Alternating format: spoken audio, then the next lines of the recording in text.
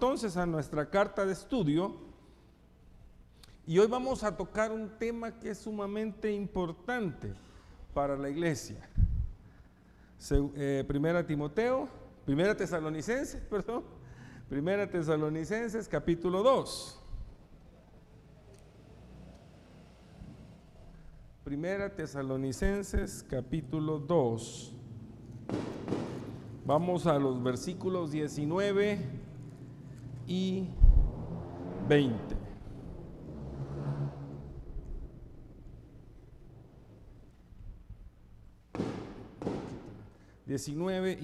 ¿Lo tenemos, hermanos?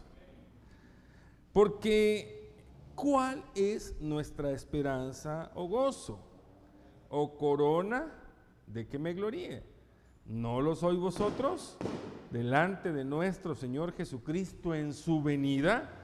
Vosotros sois nuestra gloria y gozo. Amén.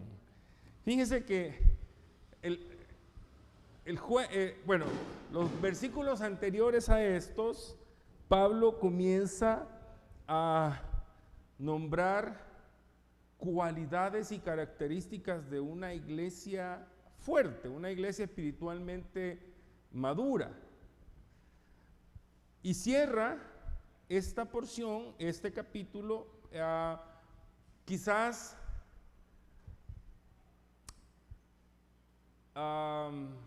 dándole énfasis al final a la razón de ser de la iglesia o, como diría yo, al resultado de una iglesia que ha entendido cuál es su propósito. Hay un momento en que Pablo dice, fíjense bien cómo lo dice él en los versículos, porque ¿cuál es nuestra esperanza o gozo? O sea, todo el trabajo, todas las obras, toda la buena relación que hay, viene a redundar o a terminar en algo importante. Esta iglesia ha entendido cuál es su propósito. Oiga bien, ¿por qué? ¿No lo sois vosotros delante de nuestro Señor Jesucristo en su venida? O sea, Pablo está hablando de los frutos que se van a presentar también ante el Señor. En otras palabras, Pablo está hablando de los hermanos que en algún momento fueron fundamento de una congregación. Por ejemplo, cuando nosotros hacemos memoria, ¿verdad?, de hermanos que fueron pilares de esta congregación, posiblemente allá por 1916, nosotros, no habíamos ni nacido quizás algunos, ¿verdad? Hermana Amanda, ¿usted qué año es? Imagínese. O sea que cuando la hermana Amanda nació, ya la iglesia tenía casi 30 años. O sea, ya no se diga algunos de nosotros, ¿verdad?, que del 40, del 50, del 60, del 70. O sea, imagínese usted, estos hermanos en 1916 la iglesia se constituyó como la primera iglesia bautista, pero de acuerdo a los registros, el evangelio llegó a inicios del siglo, aproximadamente ya por 1911, 1910. O sea que los hermanos ya se reunían acá antes de que la iglesia fuera constituida en 1916. Algunas de las historias que yo he alcanzado a escuchar son de que en algún momento a los primeros creyentes que vinieron, incluso aquí, los apedreaban, los perseguían con piedras. Imagínense, es de las historias que uno por allá ha escuchado. Pero fueron perseverantes. Nosotros, en nuestro caso, yo de repente tengo memoria de hermanas de la época, posiblemente que nacieron allá por los años que nació la hermana Amanda, ¿verdad? Muchos en los 30, muchos en los 40, muchos en los 50. Hermanas que ya se nos adelantaron, algunas de ellas, ¿verdad? Como hermana Elvira Turcios, hermana Angélica Chavarría, hermana Gita Coto, hermana Corina Zúñiga. O sea, hay muchas hermanas, hermana Orfa Godoy, o sea, hay muchas hermanas que yo tengo en memoria, hermana Nelly Francia, o sea, hay muchas hermanas, hermana Lidia Godoy, la hermana Fita Ordóñez, o sea, pero esas hermanas habrán nacido allá por el 40, ¿verdad? Por el 30, de la época de la hermana Amanda. Ahí tenemos a la hermana Tanchito, ¿verdad? Yo me acuerdo de la hermana Tanchito, la mamá del hermano Neri, ¿verdad? Allá vagamente me recuerdo, tenía 8 años cuando fui a trabajar a la panadería Polanco. Esta historia no la conoce la hermana posiblemente, pero como mi mamá era de las que pues ustedes conocieron, han conocido nuestra familia, ¿verdad? Y nosotros desde pequeños, entonces yo recuerdo que a los 8 años le dijo a un Neri que si me daba trabajo, al hermano Neri, él dijo que sí. Y yo iba a la panadería y lo que yo hacía eran las líneas de los alpores. Eso es lo que hacía. Y me encantaba ver el molino y la masa, llegaba de curioso, ¿verdad? Nunca metí la mano, ¿verdad? No, tampoco. Pero, y cuando terminaba mi turno, que no era un turno completo, un rato, llegaba en las tardes o algo, mi pago era una bolsita de pan. Yo venía contento, ¿verdad? O sea que de chiquito lo malacostumbran a uno, ¿verdad? Con el pan dulce. Y ese era mi pago, una bolsita de pan. Entonces, imagínense, hermana Tanchito, yo me acuerdo, bueno, la otra hermana Tanchito, ¿se acuerdan ustedes? Castro, ¿verdad? También. O sea, yo tengo memoria de muchas hermanas, ¿perdón? Que en su momento eran la hermana Evelia, por ejemplo, Samayoa. O sea, mire, que fueron, uno las recuerda. Hermana Milita Goches, pero ella está todavía viva, ¿verdad? Pero las hermanas que ya partieron, uno las recuerda por ciertas características particulares, ¿o no es así, verdad que sí?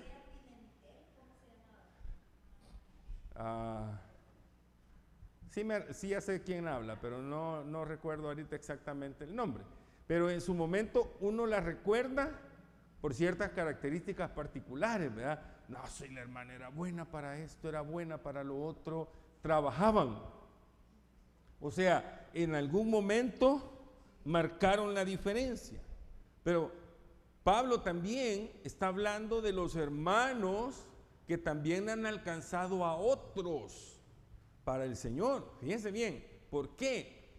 Porque al final Pablo dice aquello que hemos de presentar cuando el Señor venga. Lo que está diciendo Pablo en el versículo,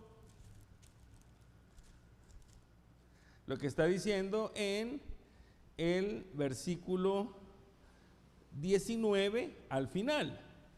No lo sois vosotros delante de nuestro Señor Jesucristo en su venida.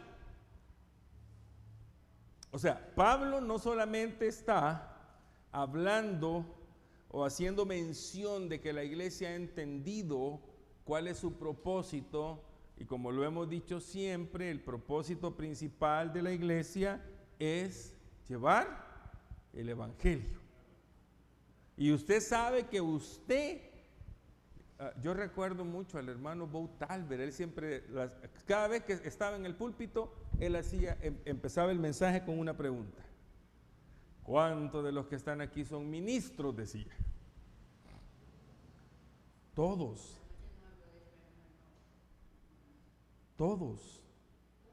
Todos tenemos la responsabilidad de dar ejemplo, el reflejo de la obra que Dios está haciendo, compartir con otros las buenas nuevas del Evangelio. De hecho, cuando nosotros vamos a la Escritura, cuando Jesús llamó a sus discípulos, Mateo capítulo 4, verso 19, Él les dijo: vengan en pos de mí y yo los haré pescadores de hombres.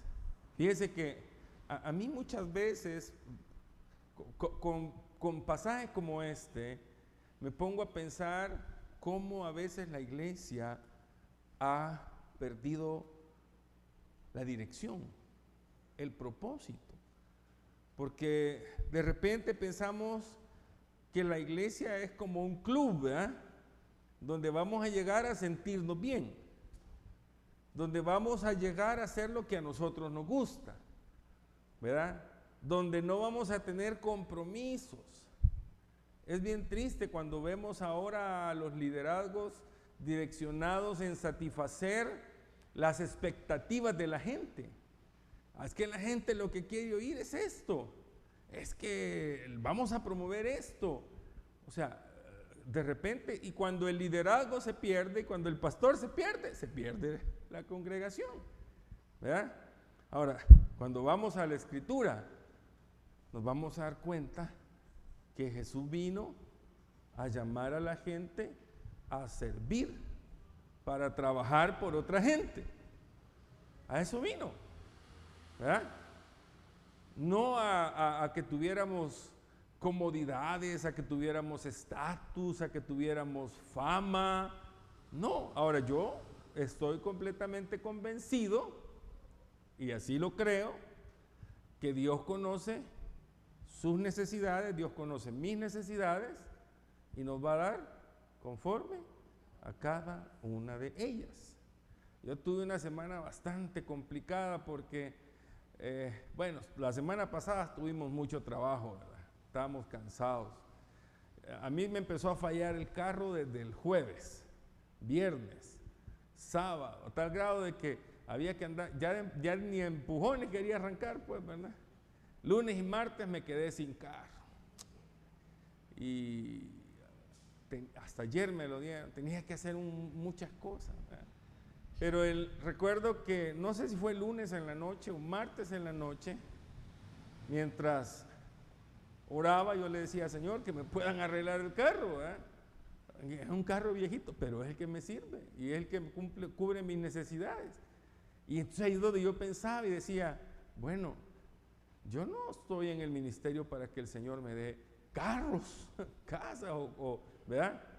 Pero Señor, tú sabes que necesito ese carrito, ¿verdad? Porque de repente, bueno, me ha tocado andar en bicicleta este par de días, es más, ya no me quería montar en el carro, en bicicleta me quería venir.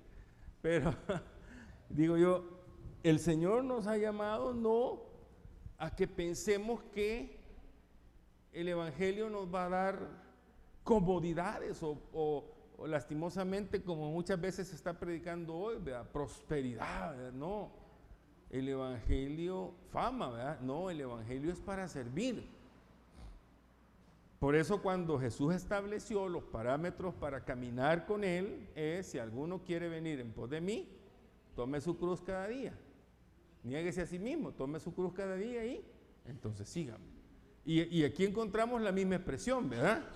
Vengan, dice, venid en pos de mí y los haré pescadores de hombres.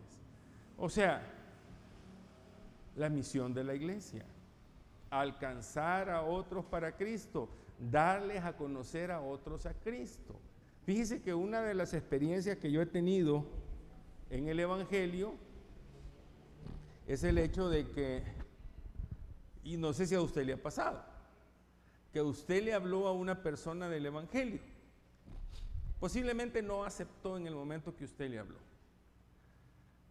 pero de repente al tiempo se la encuentra y le dice, mire, ahora ya soy cristiano, ¿se acuerda que usted me hablaba?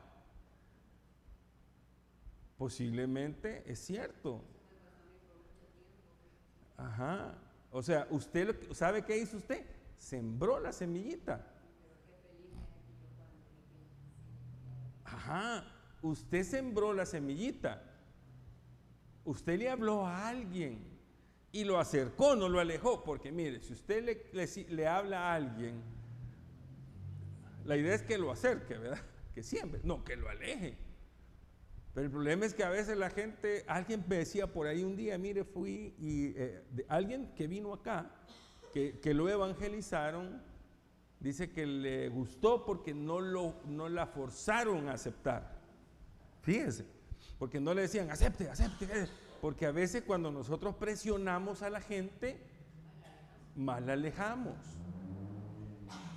Tal vez le pueden apagar el segundo ventilador a la hermana. Entonces, por ahí, gracias Juan.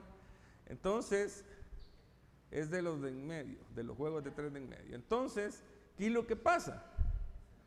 Que usted sembró la semillita. Y qué bonito, como dice la hermana Amanda, que encontrarse con alguien que al tiempo le dice, ¿se acuerda que usted me hablaba? Mire, ya soy cristiano. Usted sembró, es más, y fíjese que eso es bíblico. Apolo sembró, fulano regó, pero el crecimiento lo dio a Dios. Por eso es que yo hace mucho tiempo lo expresé de esta manera. Y posiblemente no, quiero aclarar, no es que sea malo proyectarse, no. Pero en evangelismo, los números no son de nosotros, los números son nuestros. Yo puedo proyectarme, por ejemplo, yo puedo decir, hermanos, nuestra meta es hablarle a 100 personas. Esa es nuestra meta. Pero, exacto, el que va a tocar los corazones es Dios, el Espíritu Santo. ¿Puede tocar el Señor los 100 corazones? Claro, claro que sí, puede. Pero lo que yo no estoy de acuerdo es cuando, bueno, este mes vamos a ganar 30 almas. Entonces, hermano, usted no tiene la visión de alcanzar esa. Lo que pasa es que los números, no depende, no soy yo el que va a convencer a la gente. Es el Espíritu que convence de pecado. Ahora, si yo quiero ganar 30 almas para Cristo, bueno, voy a tener que levantarme a las 6 de la mañana y ir a predicar todos los días, pero aún así, los números no son míos. Porque si el Señor no va a tocar los 30, aunque yo diga, aunque yo declare, aunque yo pronostique, no. Lo que yo sí tengo que hacer es hablarle a otros. Eso sí, porque muchas veces, hermanos, lo que hacemos es sembrar, mire, y no solo con palabras, sembramos con nuestras acciones. Esto es algo que posiblemente, y estoy seguro que le ha pasado a ustedes en el trabajo. A más de alguno de ustedes lo he escuchado expresarlo, al hermano Toñito lo he escuchado expresarlo, que alguien lo identifica, usted que es cristiano, y se le acerca y le dice, va que usted es cristiano. Esa es la mejor forma de evangelizar. Esa es la mejor forma de hablar del Señor, el testimonio. Entonces, la iglesia no puede perder de vista, la iglesia somos nosotros, ¿verdad? No es la estructura. Nosotros todo el tiempo. Mire, si usted tiene un trabajo de atención al cliente, la manera en que usted atiende a las personas va a hablar de usted. Imagínese que usted las trata mal. Pase, venga para acá, ¿qué? Y de repente llega alguien de la iglesia. Dios le bendiga, hermano. Y es cristiano, y mire cómo está tratando. No, la gente va. No se puede. Entonces tenemos que tener ese cuidado. Por eso es que Pablo está elogiando a los hermanos acá, primero, que son fundamento de una iglesia, que alcanzan a otros de la iglesia, que dan testimonio, enseñan y ministran en nombre de la iglesia. Mucha gente ha llegado al evangelio por el testimonio de otros. Imagínese qué bonito cuando usted le habló a alguien del evangelio y esa persona va y alcanza a alguien de su familia para el evangelio, alcanza a otro para el evangelio, y usted dice, yo le hablé del evangelio y mire, esta persona ha alcanzado a otros, o mírela cómo trabaja. Pablo está hablando de esa gente y dice, porque Pablo está en alguna medida sacando o dando a conocer esa cualidad buena. Y Pablo está mostrando cuán orgulloso se siente de los hermanos. Hermanos que han sido fundamento, hermanos que siguen trabajando, hermanos que están ministrando, hermanos, o sea, por eso Pablo dice, y menciona tres palabras bien interesantes. Fíjense que él dice en el verso 20, él dice, vosotros sois nuestra gloria y gozo. O sea, él se sentía contento de ver cómo la iglesia trabajaba, cómo los hermanos se esforzaban, cómo los hermanos participaban.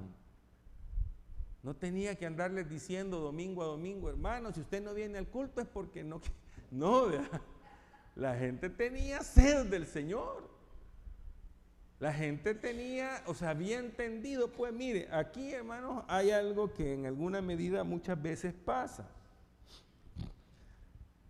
Creo que hablábamos de dos palabras que pueden ser bastante similares, pero son diferentes. Alguien puede ser conforme o alguien puede llegar a conformarse y vivir de esa forma. Conforme es que en algún momento viene a usted le dan algo, usted dice gracias, ¿verdad? Por lo que le dieron.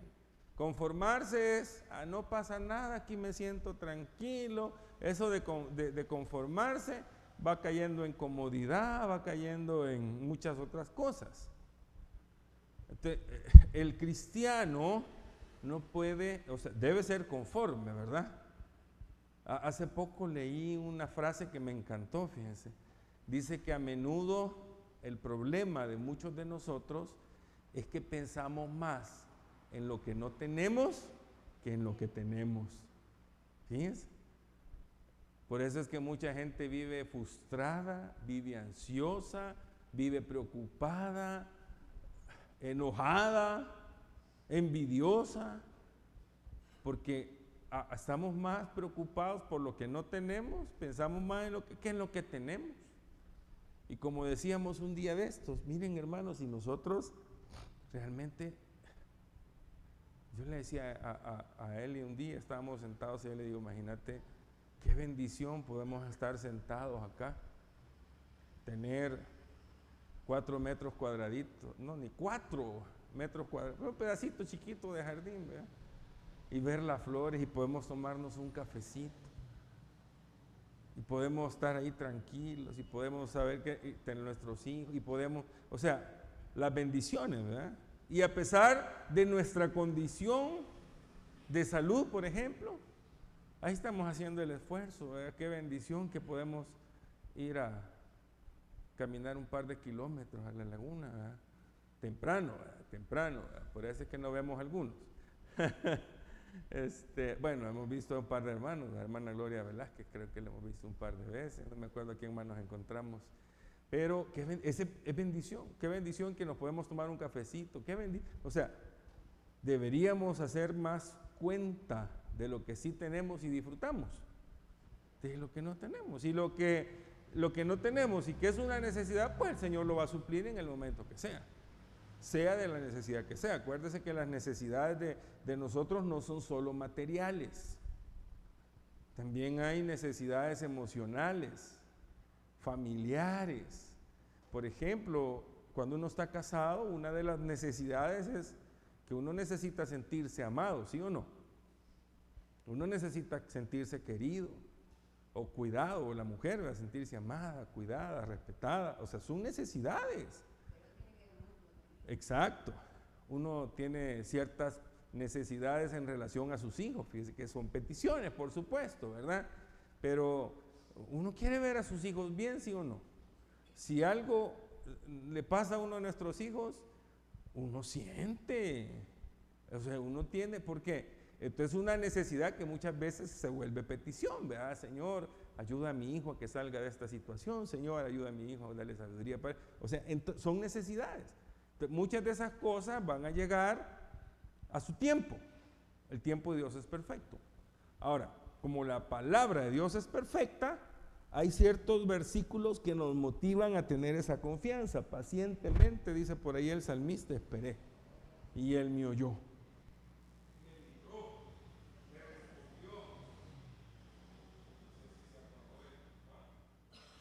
Dice, me libró de todos mis temores. Hay otro pasaje, ¿está bien? Hay otro pasaje que a mí me encanta, ¿verdad?, que es conocido, y dice, por nada, dice, Filipenses 4, 6 y 7, por nada estéis afanosos. O sea, no se estén preocupando innecesariamente, sino, dice, más bien sean conocidas vuestras peticiones con acción de gracias delante del Señor, ¿verdad? Y la paz que sobrepasa todo entendimiento guardará vuestros corazones y vuestros pensamientos en Cristo. ¿Qué más queremos, hermanos? Entonces, es importante que la iglesia entienda cuál es su papel, cuál es su responsabilidad. Yo, más que responsabilidad, diría privilegio. Cuando Pedro describe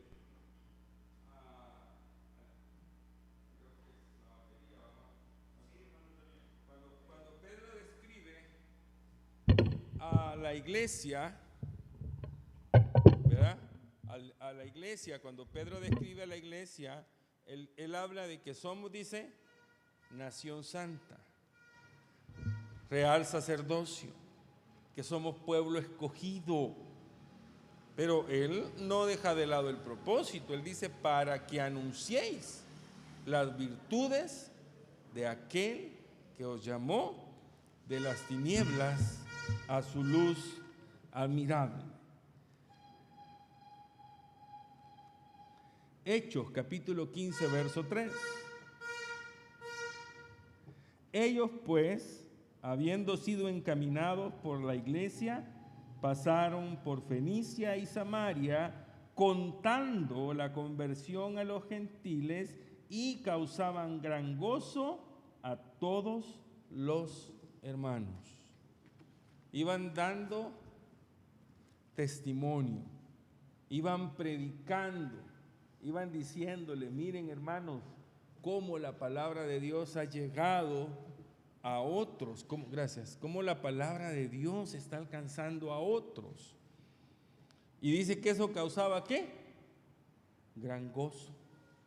De hecho, para nosotros debería ser alegría cuando alguien se acerca a la iglesia, y no necesariamente a nuestra congregación. Nosotros siempre hemos tenido claro eso, siempre lo hemos dicho, y cuando hemos tenido jornadas de evangelismo, lo decimos, ¿verdad? Lo aclaramos. Miren, si usted tiene una iglesia cerca donde congregarse, una iglesia que sea cristiana, vaya. O sea, no le andamos diciendo a la gente, vaya, acepte a Cristo, pero tiene que venir a nuestra iglesia. No, porque nosotros tenemos claro que el propósito es que la gente se acerque a Dios. Ahora, si la gente viene a esta congregación, qué bueno, qué bueno. Pero lo importante es que la gente se acerque a Dios. Dice por ahí un pasaje que nosotros conocemos en Lucas, capítulo 15, ¿verdad? Es un pasaje conocido. Y al llegar a casa, dice, reúne a sus amigos, dice, y vecinos. Es el pasaje de la oveja, de las 100 ovejas. Gozaos conmigo porque he encontrado mi oveja que se había perdido. Os digo, oiga bien estas palabras del Señor, os digo que habrá más gozo en los cielos por un pecador que se arrepiente que por 99 justos que no necesitan de arrepentimiento. O sea, entonces Dios no se alegra por nosotros. ¿Cómo no? Lo que pasa es que si usted ya está en los caminos del Señor, qué bueno.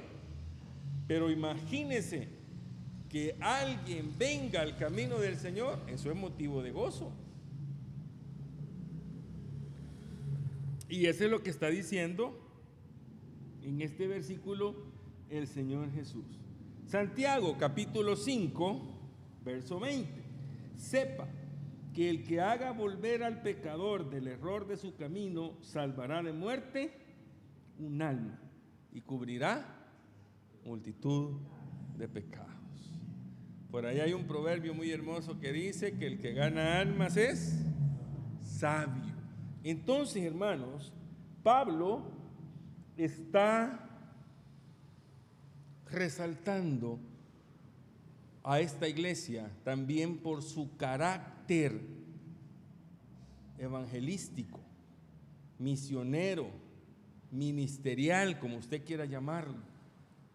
Y Pablo dice, nos gozamos, estos hermanos para nosotros, ellos son realmente gozo y gloria, porque van a presentarse cuando Jesús venga y vayan a dar sus cuentas, van a presentar sus frutos. O sea, no es que usted va a llevar ahí la fila, ¿verdad? Todos aquellos a los que le habló y recibieron a Cristo, no. Pero el Señor va a saber. Claro, hermano Toñito. Ajá. Ajá.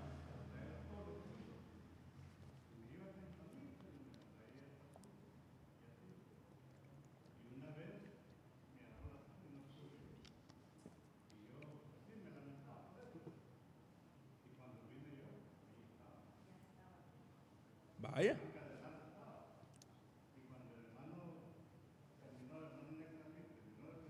Ajá. Vaya, imagínate. Fue llegando. Imagínese cómo se ha de haber sentido usted en ese momento y cómo se siente ahorita al ver hacia atrás y decir, ese es el resultado. Es lo que es la semillita que se sembró.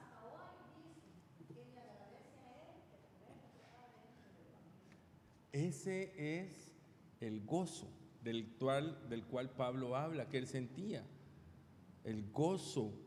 Ustedes son el gozo y la gloria de nosotros, decía. ¿Verdad? Entonces, imagínense qué satisfacción. Yo de repente, yo he hablado con muchas personas, pero tuve algunas par de experiencias, recuerdo, cuando yo regresé a la iglesia, tenía un amigo que en un momento vino y me dijo, mire Otto, me dijo, y sé cómo ha cambiado, me dijo así. Es que estoy yendo a la iglesia. Es que sí, yo lo miro y es que no hay mejor forma o no hay otra forma, le dije yo, en la que uno puede cambiar su vida que no es a través de Cristo.